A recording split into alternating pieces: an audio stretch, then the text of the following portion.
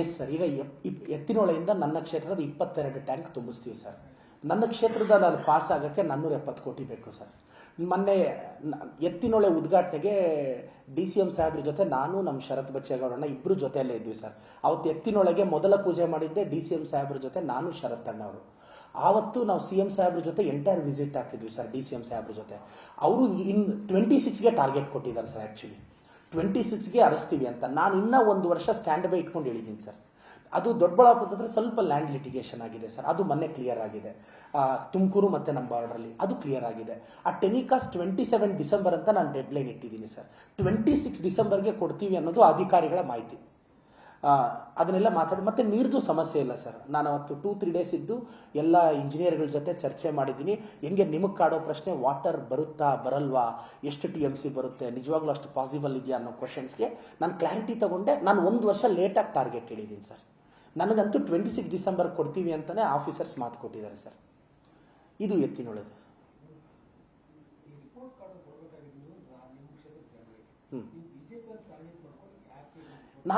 ನನಗೂ ಈ ಥಾಟ್ ಇರಲಿಲ್ಲ ಸರ್. ತೆಲುಗಲ್ಲಿ ಒಂದು ಡೈಲಾಗ್ ಇದೆ, ಶತ್ರು ಲೆಕ್ಕಡ್ನಿಂಕ ಪುಟ್ಟರು ಮನಮೆ ಪುಟ್ಟಿಸ್ತಾವು ಅಂತ. ನನ್ನ ಪಾಡಿಗೆ ನಾನು ಇದ್ದೆ. ಇವ್ರೇನು ಮಾಡಿಬಿಟ್ರು, BJPಯವರು ಲಾಸ್ಟ್ ವೀಕ್ ಒಂದು ಟ್ವೀಟ್ ಮಾಡಿದ್ರು, ಆಕ್ಸಿಡೆಂಟಲ್ MLA ಅಂತ. ನಾನು ಏನು ಆಕ್ಸಿಡೆಂಟಲ್ MLA ಅಂದರೆ ಸುಮ್ಮನೆ ಹಂಗೆ ಏನೋ ಹಂಗೆ MLA ಆಗೋಗಿದ್ದಾರೆ. ಏನಿಲ್ಲಪ್ಪ, ನಾನು ಹಂಗೇನು MLA ಆಗಿಲ್ಲ, ನಾನು ಕಷ್ಟಪಟ್ಟೆ MLA ಆಗಿರೋದು, ನಾನು ತುಂಬ ಕೆಲಸ ಮಾಡಿದ್ದೀನ. ಈಗ ನನ್ನ ರಿಪೋರ್ಟ್ ಕಾರ್ಡ್ ಇಟ್ಬೇಡ, ಅವರೆಲ್ಲ ರೆಗ್ಯುಲರ್ MPಗಳಲ್ವಾ. ಸರಿ, ನಾನು ಆಕ್ಸಿಡೆಂಟಲ್ MLA, ಅವ್ರು ರೆಗ್ಯುಲರ್ MPಗಳೇ, ಅವ್ರು ಏನು ಕಡ್ದು ಕಟ್ಟೆ ಹಾಕಿದಾರೋ ರಿಪೋರ್ಟ್ ಇಡ್ಬೋದಲ್ಲ. ಈಗ ನಾನು BJPಯವ್ರ ಆಕ್ಸಿಡೆಂಟಲ್ MLA, ಈಗ ಅವ್ರೊಂದು ಮಾತು ಹೇಳಿದಾಗ ಅವ್ರಿಗೆ ಗೌರವವಾಗಿ ರಿಪ್ಲೈ ಕೊಡೋದು ನನ್ನ ಜವಾಬ್ದಾರಿ, ಕೊಟ್ಟಿದ್ದೀನಿ. ಇದನ್ನೀಗ BJP ಆಫೀಸ್ ಕೊರಿಯರ್ ಮಾಡ್ತಿದ್ದೀನಿ. BJP ಆಫೀಸ್ಗೆ ಅವರು ಕೊರಿಯರ್ ಮಾಡಿಬಿಡ್ಲಿ. ಈಗ ಸರ್ ಅವ್ರೀಗ ಮಾಡಿರೋದೇ ನಿಜ ಆದರೆ ಒಂದು ಕೊರಿಯರ್ ಮಾಡಿಬಿಡ್ಲಿ ಬಿಡಿ ನಮಗೆ ಅಂತ ನನ್ನ ಅಭಿಪ್ರಾಯ. ಎಲ್ಲರೂ ರಿಪೋರ್ಟ್ ಕಾರ್ಡ್ ಕೊಟ್ಟರೆ ಚೆನ್ನಾಗಿರುತ್ತೆ. ದಯವಿಟ್ಟು BJPಯವ್ರು ಮತ್ತೆ ಬಿಲ್ಡಪ್ ಎಲ್ಲ ಅನ್ಕೋಬೇಡಿ. ನಾನು ಕರ್ನಾಟಕದಲ್ಲಿ ಯಾವತ್ತೋ ಬಿಲ್ಡ್ ಆಗಿದ್ದೀನಿ, ಮತ್ತೆ ನನಗೆ ಬಿಲ್ಡಪ್ ಎಲ್ಲ ಬೇಕಾಗಿಲ್ಲ ಅಲ್ವಾ. ನಾನು ಯಾಕೋ ನನ್ನ ಡೈಲಾಗ್ಸ್ಗೆ ತುಂಬ ಫ್ಯಾನ್ಸ್ ಇದ್ದಾರೆ BJPಯಲ್ಲಿ. ಡೈಲಾಗ್ ಅಂತಾರೆ ಅಲ್ವಾ.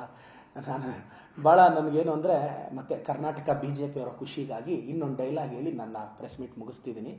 ಯಾರೋ ಹಿಂದೆ ಇದ್ದಾರೆ ಅಂತ ನಾನು ರಾಜಕಾರಣದಲ್ಲಿ ಮುಂದೆ ಬಂದವನಲ್ಲ, ಯಾರು ಹಿಂದೆ ಇಲ್ಲದೆ ಇದ್ದರೂ ಮುಂದೆ ಬರ್ಬೋದು ಅಂತ ಕರ್ನಾಟಕ ರಾಜಕಾರಣದಲ್ಲಿ 2023ರಲ್ಲಿ ಎಕ್ಸಾಂಪಲ್ ಸೆಟ್ ಮಾಡಿದವನು. ಡೆಮಾಕ್ರಸಿ ಬದುಕಿದೆ ಅಂತ ಪ್ರೂವ್ ಮಾಡಿದವನು. Thank you so much sir. S.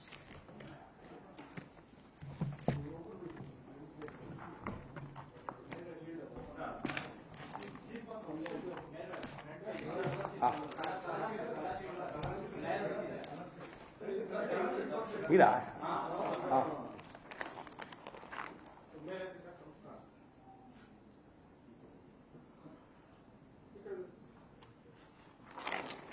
ಇದು ಡಿಜಿಟಲ್ ಚಿಕ್ಕಬಳ್ಳಾಪುರದ್ದು QR ಕೋಡ್ ಮುಖಾಂತರ ಸ್ಕ್ಯಾನ್ ಮಾಡಿದ್ದು.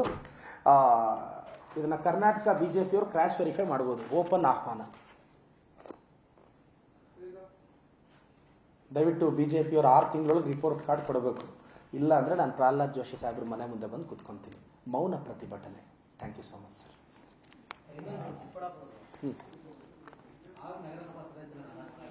ಸರ್ ಅದೇನು ವಿಚಾರ ಅಂದರೆ, ಲಾಸ್ಟು ಈಗಿರೋ MP ಅವರು ಕಾಂಗ್ರೆಸ್ಸಲ್ಲಿದ್ದರು ಸರ್. ಅವ್ರ ಬಣದವರು ಗೆದ್ದಿದ್ರು, 16 ಸೀಟ್ ಗೆದ್ದಿದ್ವಿ ಚಿಕ್ಕಬಳ್ಳಾಪುರ ನಗರಸಭೆಯಲ್ಲಿ ಮೊದಲು. ಈ ಲಾಸ್ಟ್ ಎಲೆಕ್ಷನ್ ಬಂದಾಗ ಏನಂದ್ರು ಅಂದರೆ, ಅವರು MP ಅವ್ರ ಕೃಪಾ ಕಟಾಕ್ಷದಿಂದ ಗೆದ್ದಿದ್ರು. 5 ಜನ ಕ್ರಾಶ್ ಔಟ್ ಮಾಡಿದ್ರು ಸರ್ 4 ತಿಂಗಳಿಂದ. ನಮ್ಮ ಪಾರ್ಟಿ ಸಿಂಬಲಲ್ಲಿ ಗೆದ್ದು 6 ಜನ, ಅಷ್ಟು ಜನನ ನಿನ್ನೆ DC ಅವ್ರು ಡಿಸ್ಕ್ವಾಲಿಫೈ ಮಾಡಿದ್ದಾರೆ. ಈಗ ಅದು BJP ಹಿಡಿತದಲ್ಲಿರೋ ನಗರಸಭೆ ಬಿದ್ದೋಗುತ್ತೆ, ಮತ್ತೆ ನಮ್ಮ ಪಾರ್ಟಿ ಸದಸ್ಯರು ಕುತ್ಕೊಂತೀವಿ ಸರ್. ಇದು ವಿಚಾರ ಸರ್. ನನಗೇನು ಅಂದರೆ, ಒಂದು ಆತ್ಮಾಭಿಮಾನ ನನಗೇನು ಅಂದರೆ ಸರ್, ನಮ್ಮ ಪಾರ್ಟಿನ ನೋಡಿ ಸರ್, ನಾವು ಯುವಕರಿದ್ದೀವಿ ಸರ್. ಕಾಂಗ್ರೆಸ್ ಪಕ್ಷವನ್ನು ಮುನ್ನಡೆಸೋ ಜವಾಬ್ದಾರಿ ನಮ್ಮೆಲ್ರಿಗೂ ಇದೆ. ನಮ್ಮ ತಾಲೂಕಲ್ಲಿ ವೈಟ್ ಆ್ಯಂಡ್ ವೈಟ್ ಹಾಕ್ಕೊಂಡು ಬೆಂಗಳೂರುಗಳಲ್ಲಿ ಕಾರ್ ಬರೋರಿಗೆ ಯಾವಾಗಲೂ ಅಧಿಕಾರ ಸಿಗ್ತಿತ್ತು ಸರ್. ಕೋವಿಡ್ ಟೈಮಲ್ಲಿ ಕಾಂಗ್ರೆಸ್ ಆಫೀಸ್ ಕಡೆ ಬರೋರು ಇರಲಿಲ್ಲ. ಆದರೆ ಒಬ್ಬ ಸಾಮಾನ್ಯ ಹುಡುಗ ಡೈಲಿ ಬಂದು ಕಸ ಗುಡಿಸಿ, ಮತ್ತೆ ಆ ಹುಡುಗನಿಗೆ ಸ್ಯಾಲ್ರಿ ಏನು ಕೊಡ್ತಾ ಇರಲಿಲ್ಲ ಸರ್. ಕಸ ಗುಡಿಸೋದು, ಬಂದವ್ರು ಕಾಫಿ ಟೀ ಕೊಡಿಸೋದು, ಫ್ಲಾಗ್ ಕಟ್ಟೋದು, ಸ್ಟೇಜ್ ಪ್ರೋಗ್ರಾಮ್ಗಳು ಮಾಡೋದು.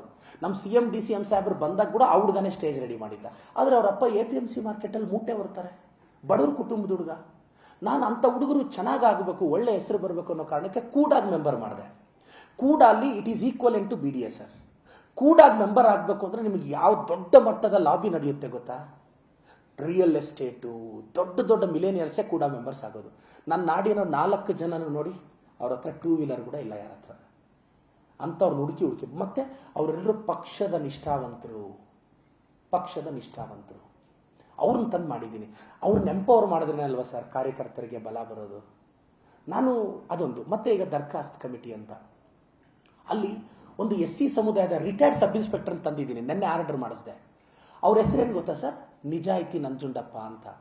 ಅವ್ರನ್ನ ಫೀಲ್ಡ್ಗೆ ಬಿಡ್ತಿರ್ಲಿಲ್ಲ ಸಬ್ ಇನ್ಸ್ಪೆಕ್ಟರ್ನ. ಅವ್ರು ಎಷ್ಟು ಪ್ರಾಮಾಣಿಕರು ಅಂದರೆ ಸಿಕ್ಕಾಪಟ್ಟೆ ಪ್ರಾಮಾಣಿಕರು. ಅವ್ರನ್ನ SP ಆಫೀಸಲ್ಲಿ ಕ್ಲರಿಕಲ್ ಸೆಕ್ಷನ್ಗೆ ಹಾಕೊಂಡಿದ್ರು. ನಾನು ಗೆದ್ದಿದ ತಕ್ಷಣ ಅವ್ರನ್ನ ಹುಡುಕಿ ಆರ್ಡರ್ ಮಾಡಿಸ್ಕೊಂಡ್ಬಂದು ಟೌನ್ಗೆ ಹಾಕ್ಕೊಂಡೆ. ನೀವು ಚಿಕ್ಕಬಳ್ಳಾಪುರ ಜನನ ಕೇಳಿ, ನಿಜಾಯಿತಿ ನಂಜುಂಡಪ್ಪ ಅಂತ. ಅವ್ರ ಹೆಸರೇ ರಾಷ್ಟ್ರಪತಿ ಮೆಡಲ್ ವಿನ್ನರು. ಚಿಕ್ಕಬಳ್ಳಾಪುರದಲ್ಲಿ ಕ್ರೈಮ್ ರೇಟ್ನ, ಇಲ್ಲಿಗಲ್ ಆಕ್ಟಿವಿಟೀಸ್ನ ಆ ಲೆವೆಲಲ್ಲಿ ಕಂಟ್ರೋಲ್ ಮಾಡಿದ್ರು. ಅವ್ರು ಲಾಸ್ಟ್ 2 ಮಂತ್ಸ್ ಬ್ಯಾಕ್ ರಿಟೈರ್ಡ್ ಆದರು. ಅವ್ರನ್ನ ತಗೊಂಡ್ಬಂದು ದರ್ಖಾಸ್ತ್ ಕಮಿಟಿಯಲ್ಲಿ ಮೆಂಬರ್ ಮಾಡ್ಕೊಂಡಿದ್ದೀನಿ, ಪಾರ್ಟಿಗೆ ಸೇರಿಸ್ಕೊಂಡು.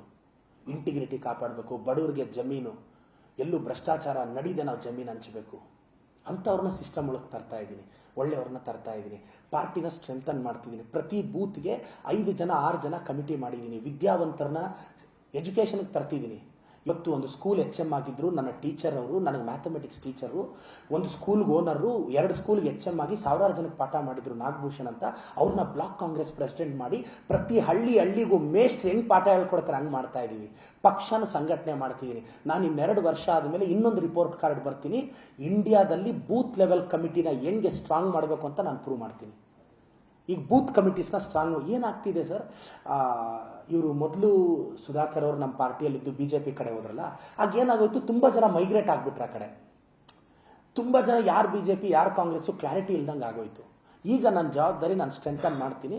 ನನ್ನ ಪಾರ್ಟಿಗೆ ನಾನು ಒಳ್ಳೆ ಹೆಸರು ತರ್ತೀನಿ sir. Thank you so much sir.